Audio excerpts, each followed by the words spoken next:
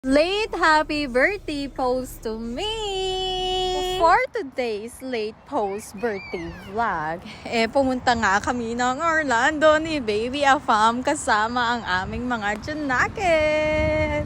As you can see, napaka-relaxing nga ng aming mga Junaks. At eto naman si Baby Afam, nagda-drive. Fast forward nga, dito na kami sa ating destination, which is Orlando.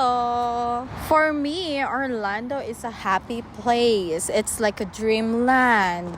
Dahil most of the attractions, I think, it's here in Orlando, including this Universal Orlando Resort. And see all the water parks around here is so nice. First stop natin is this Boston Lobster Feast. It is my first time to eat in this kind of restaurant na ang lobster ay unlimited dai. So here you go. Ito na nga si Baby Afam. Hawak ang ating Baby G.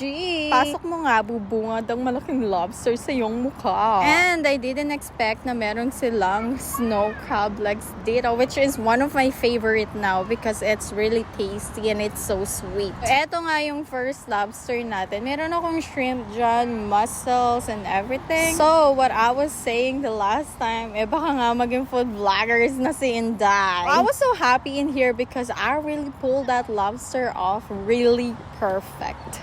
And damn guys, I swear to you, this one is so nice and delicious. Shit, yung utak ng lobster napaka-creamy. And one thing that I can tell you guys, hindi siya malansa. Maybe that's just for me, but seriously, it's creamy, it's tasty, it's better than shrimp. I'm chewing my food in here. Nakita ko nga, meron din silang crawfish. Shit, guys, napakasarap din yan. Of course, it's not gonna end in there. I'm gonna show you more how I'm really enjoying this lobster feast that I have for my birthday. So as you can see, I'm not even done to make you guys drool. Sabi pa nga sa akin ni Baby Afam, happy siya dahil tuwang-tuwa ako habang kumakain para akong bata. O diba, nilapit ko pa ang aking fest lock sa camera para lang makita niyo kung gaano ko ni-enjoy itong day na to. Promise. Now, I'm gonna show you real quick what they have in the restaurant. So they got this different seafoods.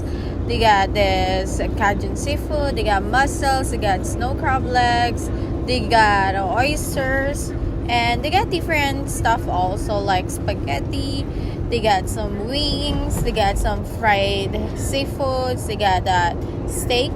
And they even have a big scallops here also, but I hasn't tasted that. But we're gonna go back next time because it's one of my favorite restaurant now. So to end the day, dumaretso na rin kami dito sa resort na pag-i-stayan namin. So see you in part 2.